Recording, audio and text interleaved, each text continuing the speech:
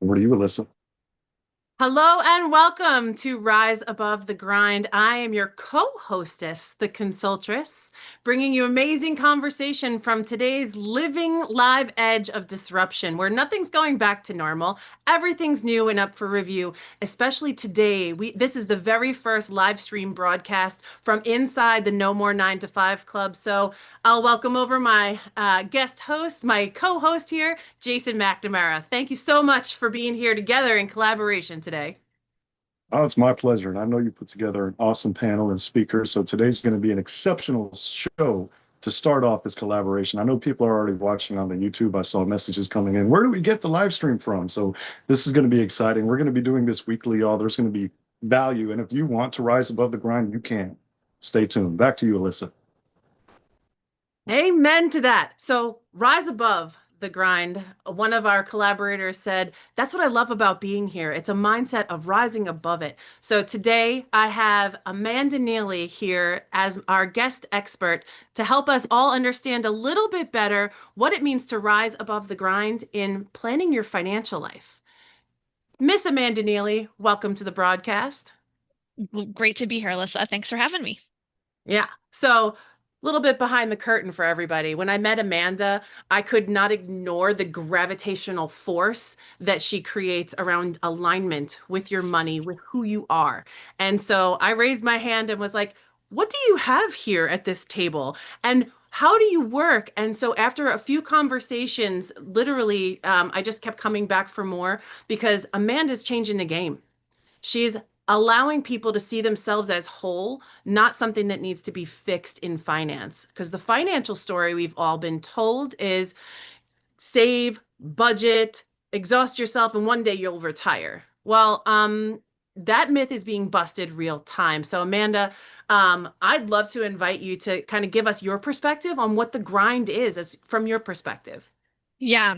So, hi, my name is Amanda. I am a recovering workaholic. I love to work. Um, I I have a hard time relaxing, being still, doing nothing. And that has forced me to change how I define the grind. So back, early 20s, my definition of the grind would be you do whatever it takes to make the world a better place, right? Like you go to the protests, you go, you volunteer in your community, you're active, you're boots on the ground. Um, and over time, I just realized like that's really good to do, but people get really burned out that way, right? Even if it's not their job, it's a really quick way to burn out. And that's when I discovered entrepreneurship and starting a business. And that was a different kind of grind. My first business was literally a coffee shop. We ground a lot of coffee, right? So, like, there was a literal grind. Yeah. um, Nice. Right, but I was very much into burnout after a few years of doing that too. And it was finally putting my foot down to say, this doesn't work if it doesn't work for me.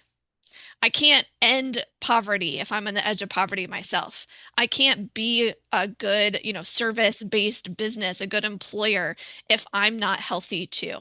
And so the grind for me is being anywhere that I'm putting others way above myself and not at least putting myself at the same place as them in terms of priorities. Oh, I feel like I want to cry.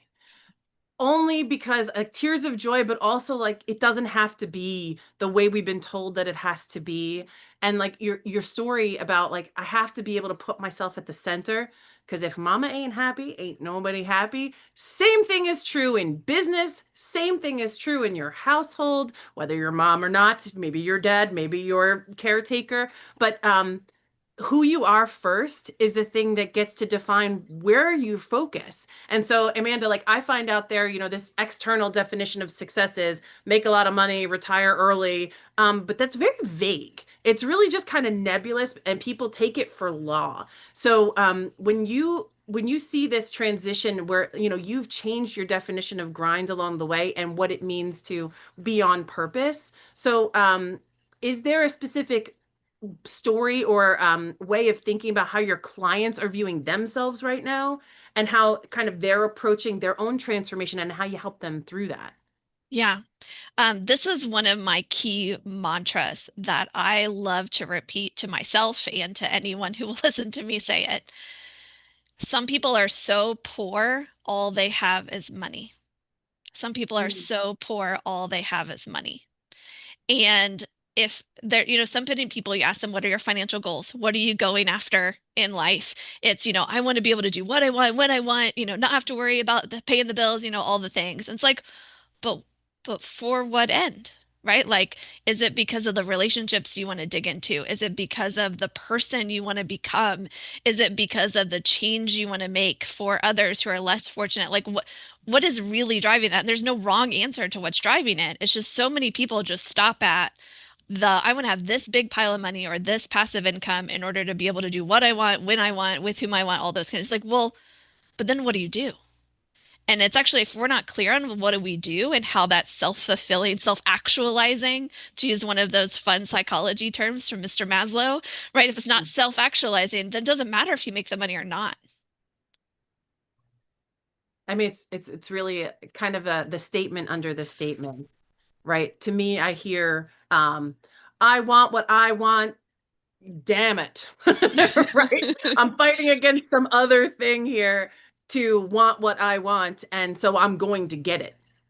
But if you're only like that runner's analogy, if you're only running to the finish line and not through the finish line, you're only thinking half of the situation. You're only perceiving a piece of the whole. So, like, truly, what you're bringing people into, what you're inviting people into, is a conversation about the whole picture. Yes, I want to do what I want. What is that? Yes, I want to do it when I want. When is that? Where is that? How does that look? And like, I personally have had this conversation with you, and it's enlightening because we think we know what we want. But once asked, well, give me some more details, you start to realize what it is that we have not yet thought through, or the vivid detail with which you need to be thinking to be able to actually create that. So in my experience of creating goals and financial goals, I'm just going to tell on myself, the bigger the goal, the harder the chest beat, and the more quickly I repelled that goal, shut myself down, and stopped working. Hmm. It wasn't intentional. I just thought that that was the way to do it. So do you see this when you're working with people, that they have this like rah rah up front, and then this, you know, fight, flight, freeze thing that happens? And how do you help people address that? Yeah, especially, yeah, the bigger the goal or the bigger the why behind it, right? The more overwhelming it becomes. And it's, am I really good enough to do this? Who am I to think that this could happen to me? This wasn't true for the people around me. Why would I get to do this? Or am I going to lose all my friends if I do this and they don't, right? Like all those questions start to come up.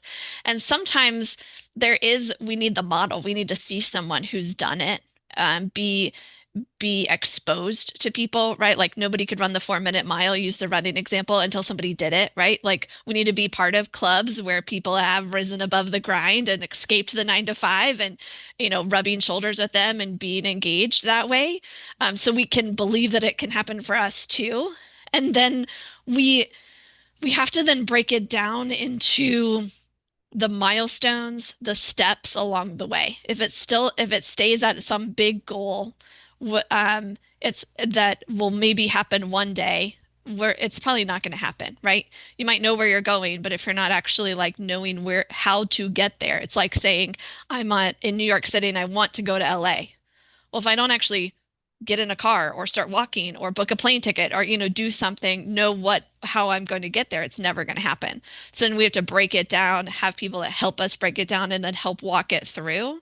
So then also the big thing, I know when I was starting in entrepreneurship, there were so many times I wanted to quit. So many times I wanted to quit. And I would grab a over dinner, like with my significant other, share. I want to quit. I'm done.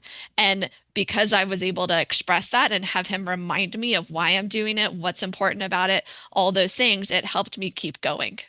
We're all going to have those times when we want to quit, but we need that person, that other person who's going to help us remember our better selves, our greater ideas, encourage us, and keep us going.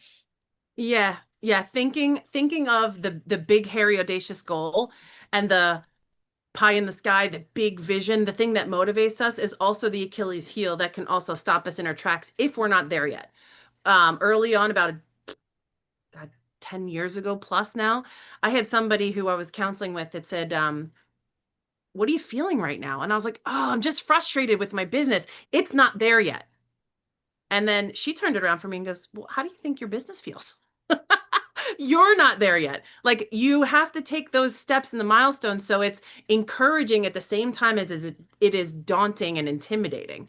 So I think what you said, you broke it down for me in two very specific piles. I just want to highlight for everyone. It was having someone to help you break it down, take it from vision to milestones, and have something to walk it through because there are challenge points that have you questioning the commitment and then saying, I think I need to bail. This is too much. I didn't realize this is what it was going to take, or I don't want it anymore. This is too much. For me personally, I had to give up throwing my hands up. That was one of the things that during my evolution as an entrepreneur, I had to give up giving up because I was taught to think in our industrial model, you have to do it this pre-structured way, this way that is someone else tells you what to do and how to do it. And when you start to innovate, you get vulnerable and a little bit insecure, and that insecurity is telling you to bail. So when you have someone who's walked the path before, or who knows how to help you discover what your path is, because they're guide by the side, they're not sage from the stage telling you the end all be all.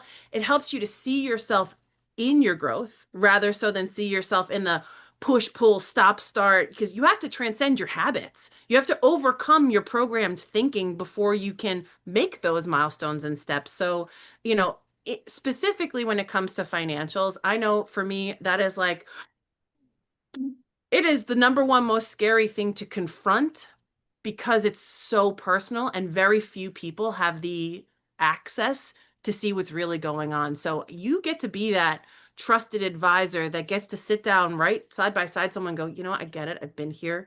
Let me show you what's possible, but also like I understand. So can you tell us a little bit, maybe a story from one of your transformation clients that started out very much like the rest of us here going like, oh, someone's looking at all my financials. I feel like I'm naked. Why are you looking at me? And why you were the person and your business were there to help them transition. Yeah. Um, I've got several of these stories. I protect confidentiality. Like Of this course. is a merge of different things. Change the My, names to protect the innocent, right? yes. Um, the the one of the biggest privileges I have is when I get to come alongside a man or a woman who is recently divorced or widowed, and their significant other was the one who handled the finances. And now it's now on them. And they're like, I've never done this before. I've done all the other adulting things. How do I do this now? And to walk alongside them, help them think of like what principles they might use, and then how use the word alignment earlier. That's one of my keywords. How do those principles align with who they naturally are, how they naturally go about their day, right? People talk about habit stacking when it comes to like health and fitness. How can we habit stack finances as part of that? How can we, so it becomes a natural thing that that's easy and feels simple to do. One of my favorite stories to tell here is there's a village that was along the banks of a river. And sometimes that river would trickle, sometimes it would flood, and the villagers would just wake up each morning and rush to the river to see, can they tell what's going to happen today? And they're always living their lives in reaction to the river, right? And sometimes building dams or trying to put up walls or, all those kind of things. That's how a lot of us approach the economy, is like that river. Well, this little girl in that village decided she didn't want to live this way. So she went up the river and up the mountain that river came from to try to find its source, to see what she could learn about what caused the river to flood some days and trickle other days and all these things. And when she got there, she just found it was this little, like bubbling spring. And she sat down and listened and reflected, and she didn't come back to the village with a solution other than we can't live by reaction. we have to decide what we want, what we truly want, and we have to, build our lives in such a way that no matter what happens with the river, we're going to be okay. So the river still floods, the river still trickles, but the villagers live in peace and calm because they know they're okay. They put the things in place to make sure no matter what happens, they're going to be fine. That's possible with money. Right? We were in the green room talking about the weather in all of our locations. A lot of people treat the economy like the weather. You can't do anything about it, right? You just wake up and you got to either put on your coat or, put on your sunglasses or bring an umbrella or whatever.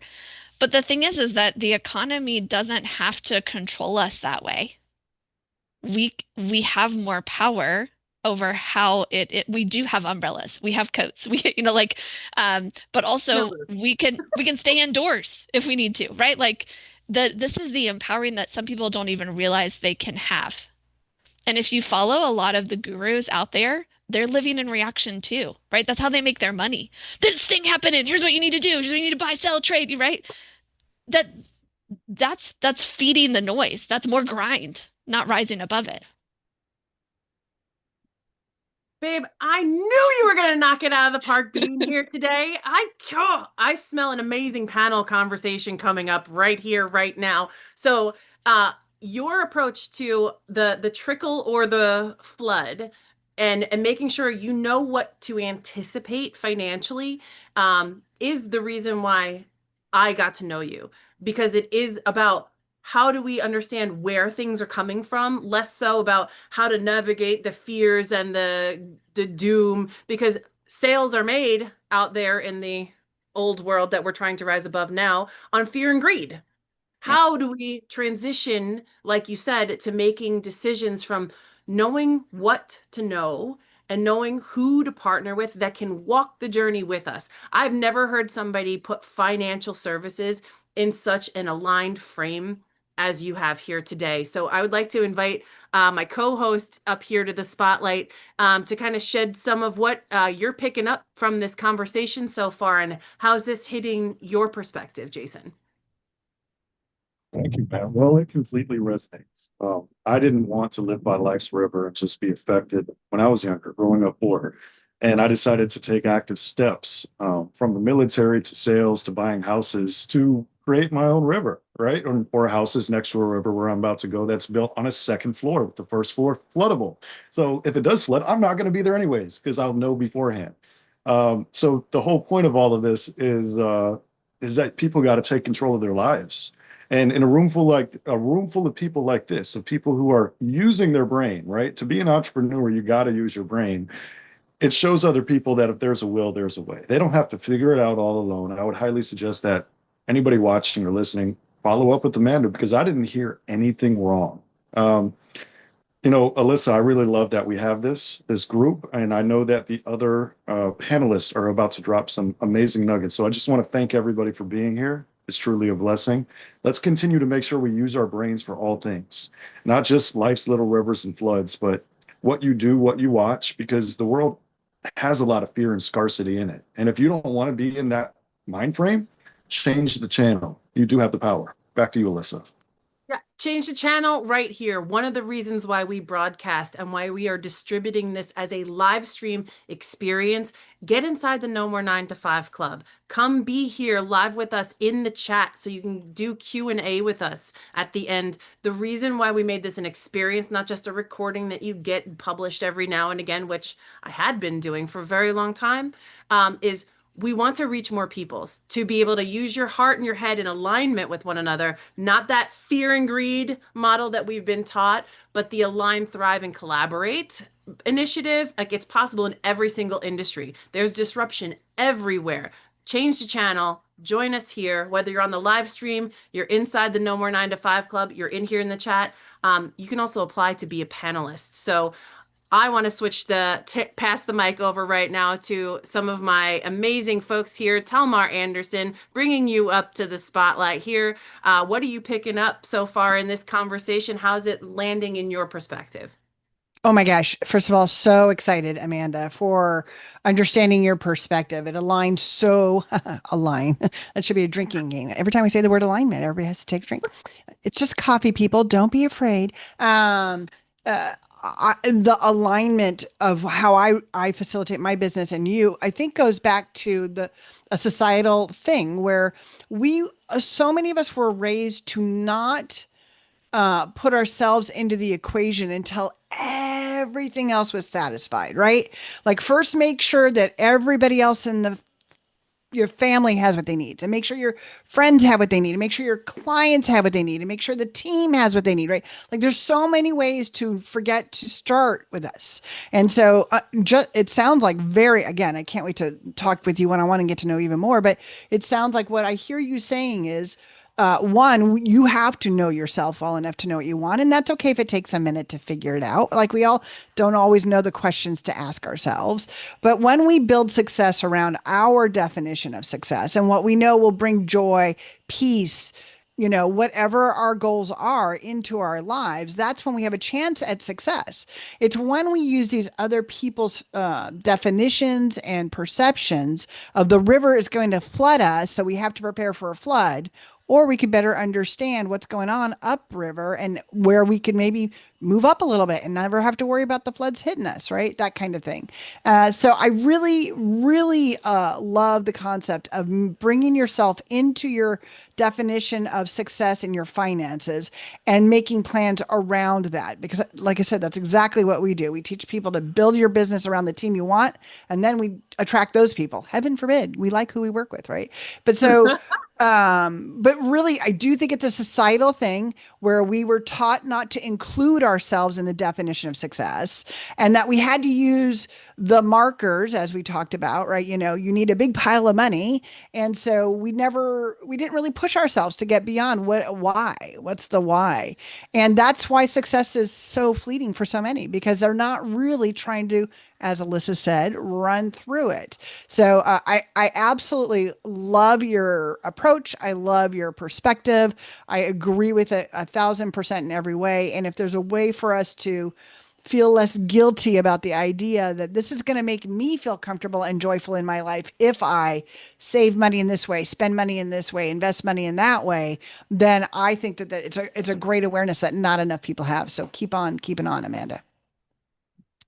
Yeah, 100%. Amanda, Thank you. Yeah. you can continue here. Yeah. Really appreciate that. And yeah, a great example of this is for some people, like the ability to grow their own food, right? To do some homesteading, to have a garden, that makes them feel way more wealthier than a certain balance in a bank account or a 401k or something.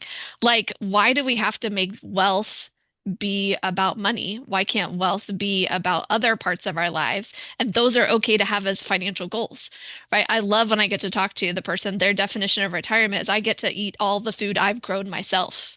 It's like, okay, how do we make that happen? Because that takes some time, takes some effort. You're going to live life differently than the person who wants all the passive income from real estate, for instance. But what other financial professional is going to help someone do that? You're not going to make, I'm not going to make any money off of them gardening, right? But that's what it truly means to be a fiduciary. That word is used sometimes. But if like whatever professional people work with on their finances, you want to make sure they're a fiduciary and you want to make sure they use that definition of whatever is in your best interest, your definition of success. They have to help you make that happen, whether they can make money off of that or not. 100,000%. It has to do with taking care of people and Yeah. taking care of what they need and being responsive to that, not bowling over it. Selena, what are you Hello. picking up in here? Office mercenary at your service? I am 100% picking up what you're putting down. Like this fills my heart with joy, honestly. Because so much of that when you're talking about like, okay, what is your why? No, really, like, yeah, yeah, I have lots of money. No, what is the why? Because if you have a wishy-washy why, you don't have good results. Your results end up wishy-washy, and then, we're gonna go back to the river. The river kind of takes you away, and that's just how it's gonna be. And this is so needed because like you're talking about like, oh, someone who's recently widowed, and I'm sitting like, oh my gosh, if we could have found someone like you when like like years and years and years ago when my grandfather passed. My grandmother is sitting here like, I've never written a check. I don't know like where all the accounts are. And trying to walk her through that, number one, is really difficult because my grandfather was a little tight to the chest and didn't really tell anyone where everything was. But it's also, she's having that pushback of like, well, I took care of your diapers. How dare you tell me what I'm supposed to be doing here? And it's like, so having that come from someone else who is like, look at me, I'm a professional and I am trying to do stuff that is in your best interest. Let me help you. Would have made a huge difference because it's not your son, your granddaughter sitting here going, okay, here's how you do it. Because who are they? They're just like me. Do they know what they're talking about anymore? And the answer was yes. But having that additional line of professionalism and you don't have that extra baggage attached to it can be really, really good. And especially when you're talking about finding your why, you aren't trying to define your why with your son sitting there going, so what are you going to do with the house? Yeah, right. It's like, no pressure. Hands up, hands out, no pressure. But I think that's back to Amanda's point about having someone to help you break down that vision and help step you through it from an objective viewpoint, not somebody who's got a stake in it or who can benefit from it. I mean, like truly that's the fiduciary responsibility, is to be objective, but also to help people release that, like, well, the listen, as a Obligation. mom, yeah, exactly. Exactly. Because we're all thinking, if I make this decision or if I say this thing, who's going to catch it in a certain way in my family dynamic, in my business? You need to have a clear channel to be able to throw it all on the table and then sort it out and then say, okay, here's my clarity. Now I can go back and have the meaningful conversations, the easy conversations, the crucial conversations, which is a book I'm reading right now. Thank you very much. Amanda, when you're hearing this, like, someone's not sitting there chin on the table like, what are you going to do with that? This How is this perspective really transformative for people, to give them the space to just be messy, be vulnerable, be seen without having to be like, so what are you going to do with that? Yeah. Families are messy enough without throwing money on into the conversation. Yeah. And there's, some right ways and some wrong ways to bring up money with family. I'm grateful. Actually, when I was in middle school, my parents were fighting about money and yelling at each other and everything. And I was like, this can't happen. And my mom was so amazing. She actually let me help her. We sat down at the kitchen table, we added up her credit card debt, we made a plan to get out of it. Part of it was I didn't know it was supposed to be hard. So I just did it, right? Like, and so we get so psyched up in our heads that we can't like see how easy it is, right? This is true with money, but true in our business too, right? Like, how am I going to find these new leads? How am I going to make these sales? It's like if we actually were a little removed from it, saw it from someone else's perspective, they can find like there's an easy way, right? But we make it harder than we need to. And so, one of the things like we working directly with the individual, but also coaching people in how, as a family member, to talk about it with that grandmother or with that mom or with their spouse in a way that builds the relationship rather than just looks like they're greedy. And they're, questions like, can I talk to you about this? And when they Mm, say yes and give you permission to, then you have a totally different conversation. There's like, I need to talk to you about money, right? Like, even right. just opening that up is going to then start you on a different path and then you continue with more questions rather than demands or an open-ended questions, not what's the plan with the house, but what do you love about this house? Have you ever thought about moving? Like hypothetically, like if you could have any house you want, what would it be? Like, and that's way more fun than just what are you gonna do with the house and do I get it? Right? Or something like that. 100%. I am I'm inviting Jess Jorgensen right now to add her experience here to the conversation. Like, this is right in your lane. I know you and I've been connected for a while, but you are constantly on the go in your business and in your life. You embody your business, but also you get to take care of your family and have these crucial conversations as they come up. So, what are you picking up right now that we're all putting down? I'm so excited about this conversation, and I will just say that in my journal this morning, in my morning routine activities, I was talking about to myself, hey, me to me, about how grateful I am that I've been able to craft this experience where my life enables me, like Alyssa said, to take care of my family and get some fulfillment.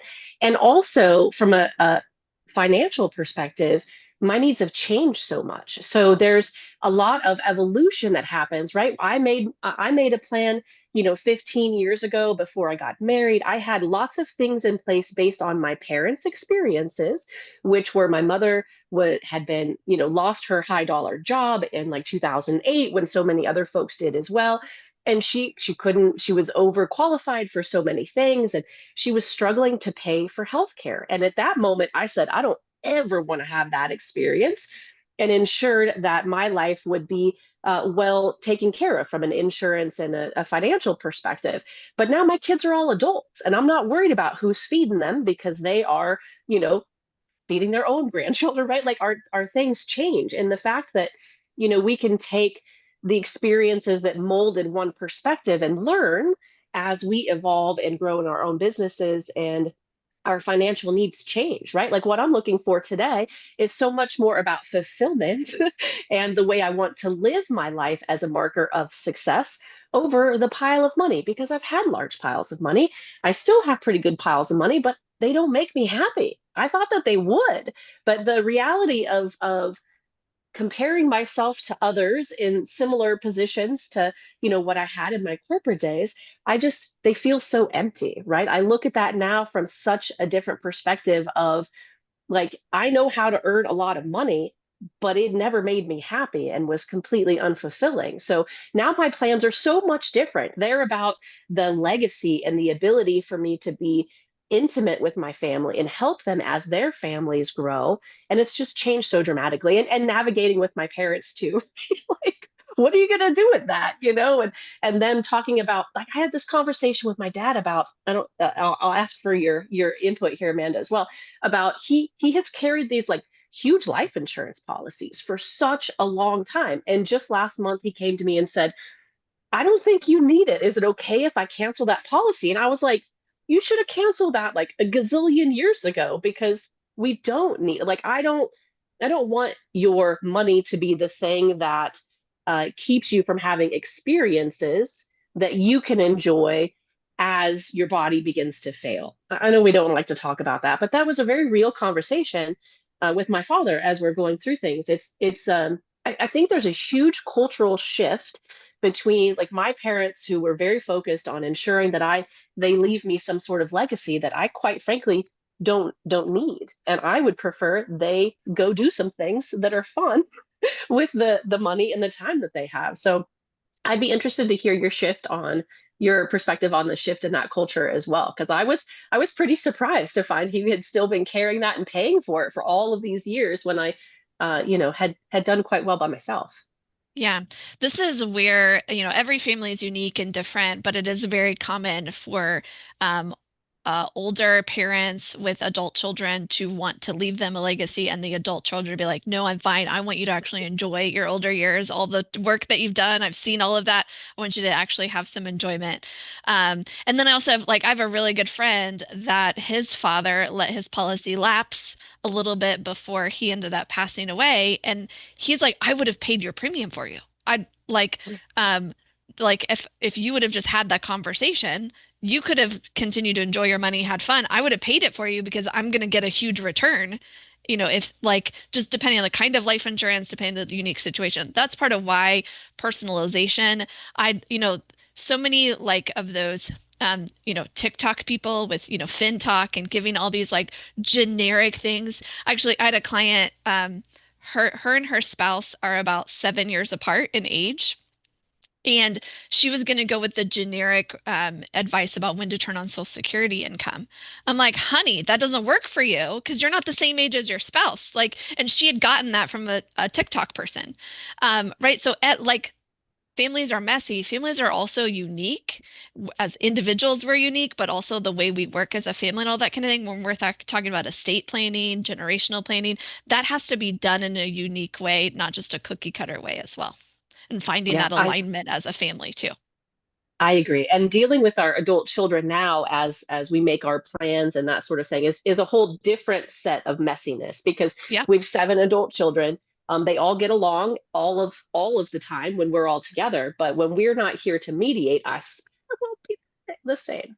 So like having that plan, because I don't want us to, off-road off a cliff and then the kids start to fight over the money, Yep. right? Like that's the thing that I think is so important, despite the fact that they're all adults and I don't necessarily need to care for them financially any longer or feel that responsibility. I certainly feel a responsibility for them not tearing each other apart because of the emotionalness of the money piece of it. So I Yep. love this conversation. I'm so And if grateful. And if you throw a business or some real estate into the mix, and Yeah. some kids love the business, or you do want to see that business and the impact in the world that it makes continue, you have to figure out in advance of those 7 kids, or 5 kids, or however much, whoever is listening has, like who's going to take over the business or take over this piece of real estate or that piece of real estate. And then how are you going to make sure the others don't feel left out? Right. And that's Mhm. where maybe life insurance does play a factor. Like there's Yeah. all kinds of fun things you can do. Yeah, I love this. Thank you. Yeah. Thank you. Yeah. So there's been so much good topic and so many good conversations had so far about how do I take care of my family? How do I think about these complex things from my lane's over here? This is totally out of my element. But I want to bring up our final panelist here, Jen Carpenter, because she has a knack for being secure and savvy, but also for bringing up thematic pieces of the conversation. What, Jen, have you seen so far in here that is kind of like you're noticing the thread through of the conversation, some general themes that we're all having, and let's add your perspective and voice into this conversation. I am so glad you asked. I was at my event prior to this, Polarizing Networking, and we had Ronnie Lowe, who is a habits coach, talking about procrastination. And really, like, it's so cool. I was with Influence and Awareness on Tuesday. And so, like, I love seeing all these things coming together with that event, the concepts there, here today, mine, like the alignment. Unbelievable, unbelievable. Um, what it comes down to is being prepared. That was like the biggest thing. When you talked about the river, um, it was talking about like getting to the source. Where is the actual problem? And what can you do? So, like, I'm just going to read for one. I wanted to highlight originally these couple things you said, like the quotes you said, in case people just to highlight them again. I didn't put them in the chat, and then I'll go back to what I was saying. Um, choosing you is never wrong. Number one is something, if it doesn't work, it doesn't work for, if it doesn't work for me, that was very powerful. And I think we've all experienced that in different ways. And then, the quote about the money. Oh my gosh, I don't see it all of a sudden. Oh yeah, some people are as poor, so poor, all they have is money.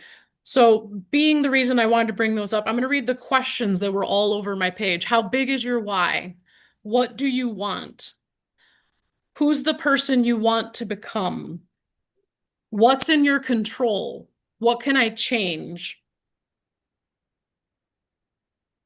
All of those things. So getting to the source and going back to that, I'm just going to give an example. Everything that I've learned has come down to self-trust, strengthening your belief of who you are and what you're capable of, and strengthening your self-trust.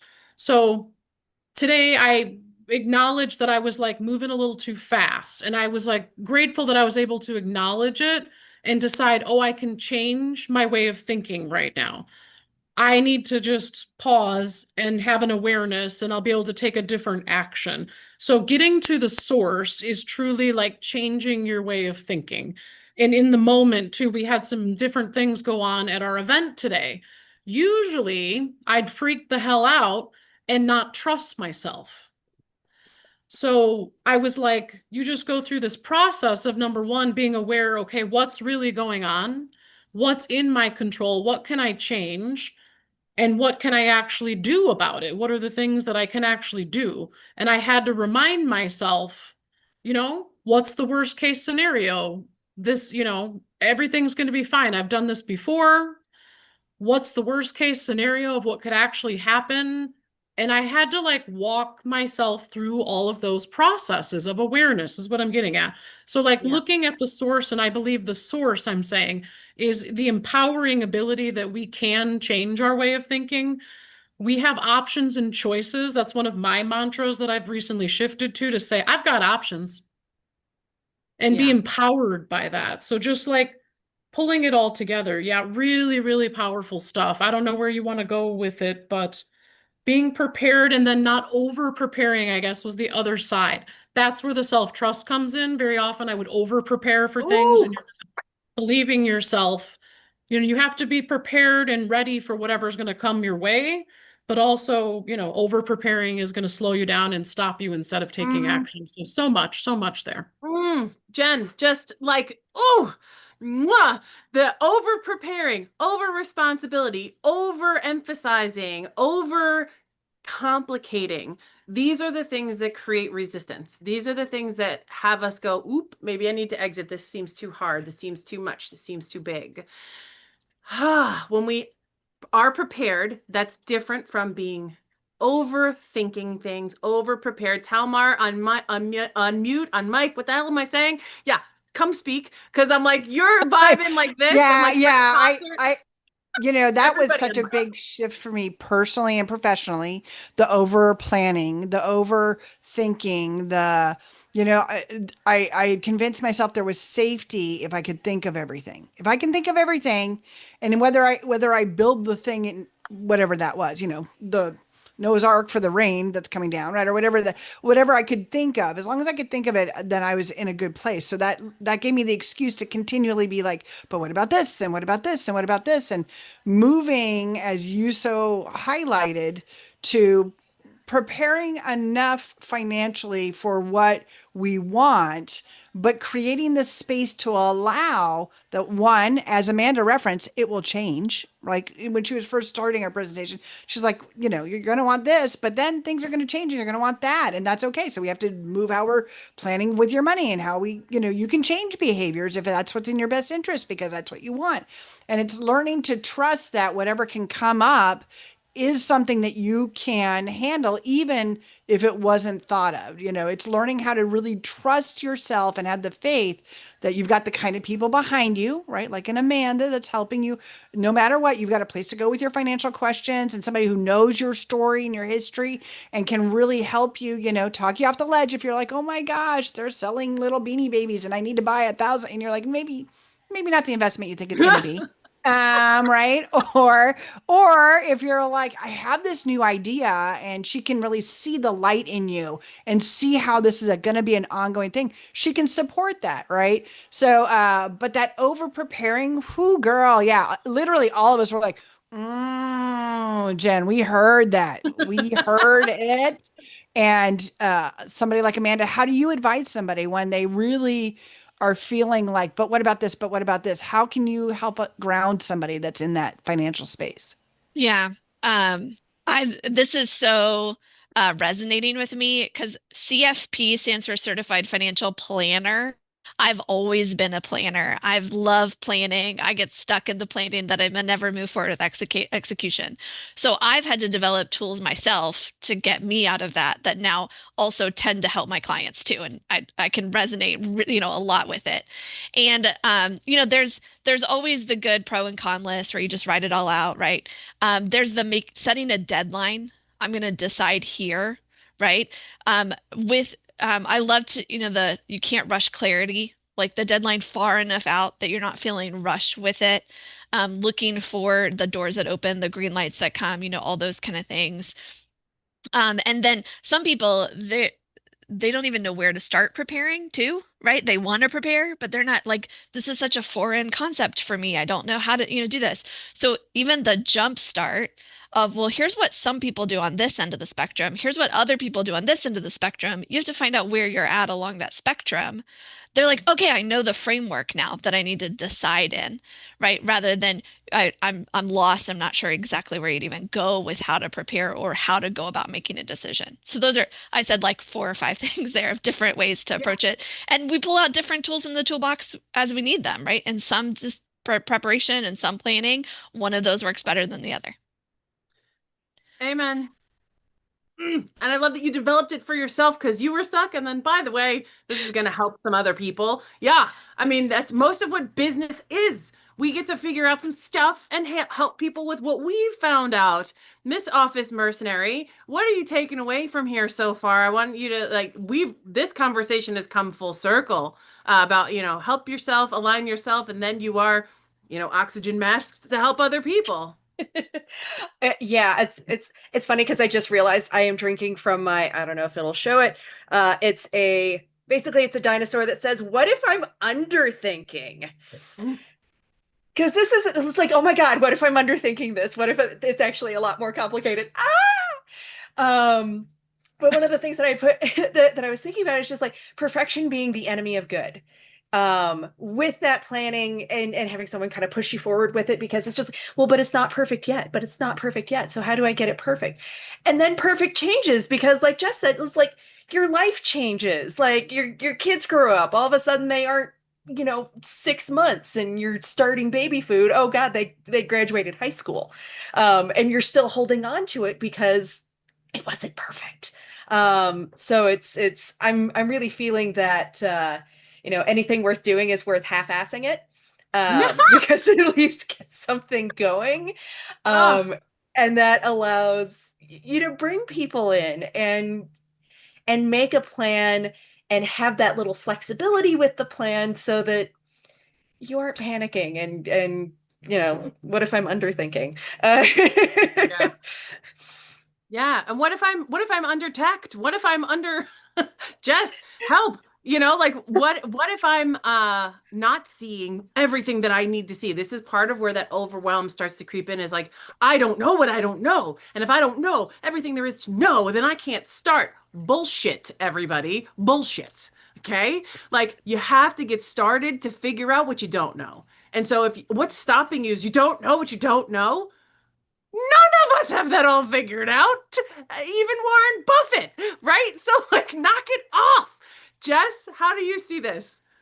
Well, I've stood in the swirl of analysis paralysis more times than I would care to admit because it seems less acceptable to make those mistakes, right? Instead of being being taught the thing to think for ourselves and to make choices based on what's best for us. We're, so much groomed into this, pile of money scenario, right? Like that's all the end all and be all. And it's just until we make that move for ourselves, it's hard. It's hard to understand that. And I think as Talmar said about like having a third party say it, it's like the coaches for the kids teams, right? When they were young, I could tell them the same thing a million times, never stuck. That coach says it one time and I'm like, are you kidding me? I've been saying that for years. Come on now. It's very similar because again, we only retain the information that's resonating for us at that time and aligns with us at that time. And I think money is such an emotional topic for everyone that it's hard to discuss that. So you do get stuck in that analysis paralysis because opening the books to someone and saying like, I don't know what I don't know. Can you help me analyze this is like the most intimate and vulnerable state I think a professional can be in, right? So I mean it goes into the guardrails and the framework that you've discussed a little bit, which is like there's so much liberty in just knowing there's a plan so that my everyday choices aren't going to be massively detrimental to the rest of my life. And I have the room to make those mistakes, to figure out what it is that makes me the happiest, and to, you know, move on and not be so concerned about it all the time. It goes, you know, when we're planning our routes, like there's so much. If the world is your oyster, and it is, everybody, for all of us, we can do all the things we want to do. Sometimes that's just so overwhelming. So having someone to help guide us and create that framework, I can't even tell you how much enablement it has attributed to in my life to allow me to take those moves, because I'm not worried about the everyday stuff. So yeah, don't stand in the swirl of analysis paralysis with me. It's a real rugged river. Ooh.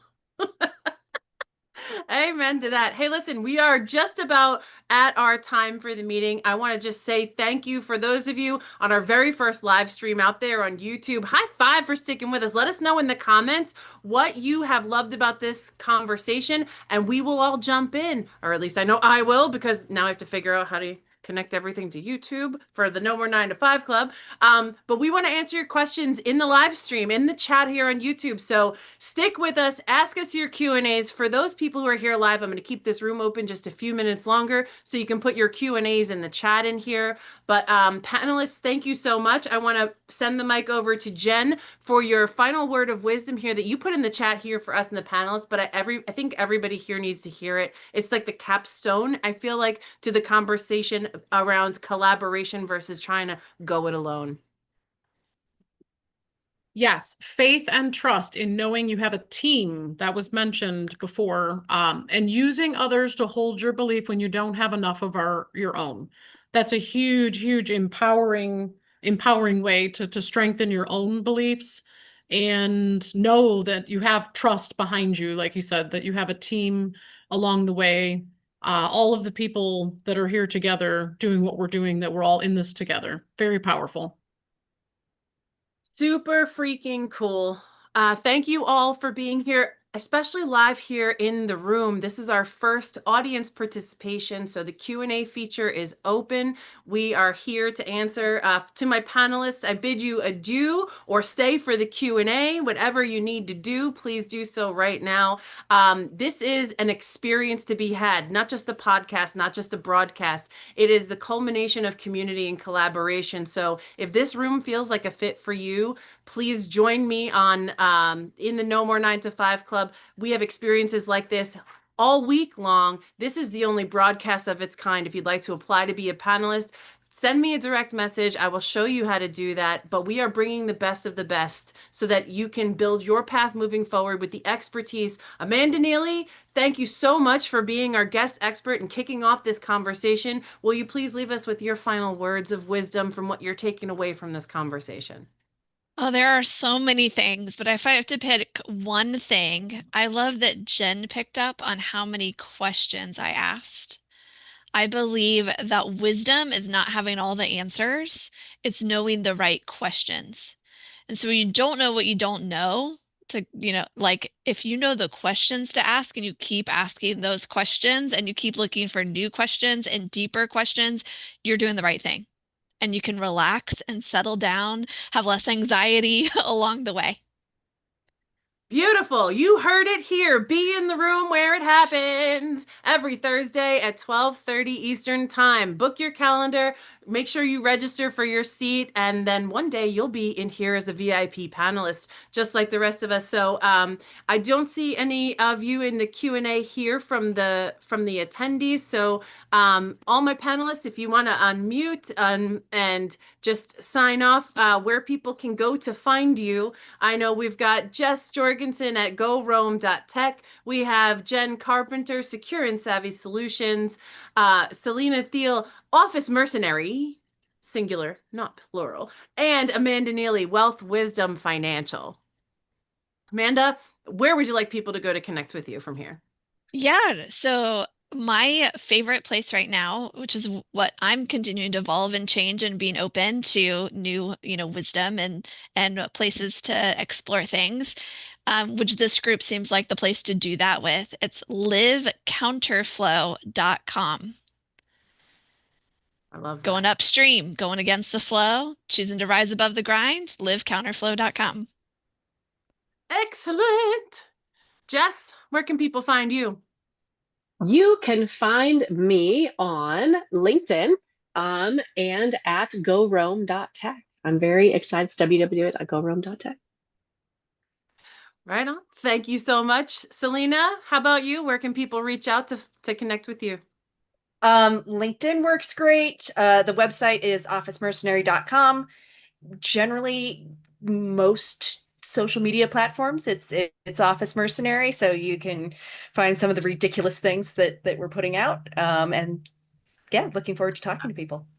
Right on. And Jen, where would you prefer for people to go to connect with you? Definitely connect with me on LinkedIn. I am Jen Carpenter, secure and savvy everywhere across all of my socials. Website is new in the past year, but it is secureandsavvysolutions.com. And then I do also have a podcast on my YouTube channel, which is Jen Carpenter Secure and Savvy, that I call the Sweet and Sassy Show. Lots of alliteration in my world. But yeah, this has been amazing. Seriously, the alignment this week with the event Influence and Awareness Tuesday, the conversations is really powerful stuff. And I love that what I said about asking questions was the big thing that stood out. Yeah, we're just asking questions all day Yeah. long. Where's the proof? Have I done this before? All of these things. No, I often say that I got a thought that thought me in the mountains of Italy that was più domande ci sono, meglio è e meglio sarà, which means the more questions there are, the better it is and the better it can become. That's direct wisdom, divine guidance right there. So go ahead and ask your questions. Cheers. I'm going to stop the YouTube stream, and we do have one question in here. See you next time, friends. Same bat time, same bat channel.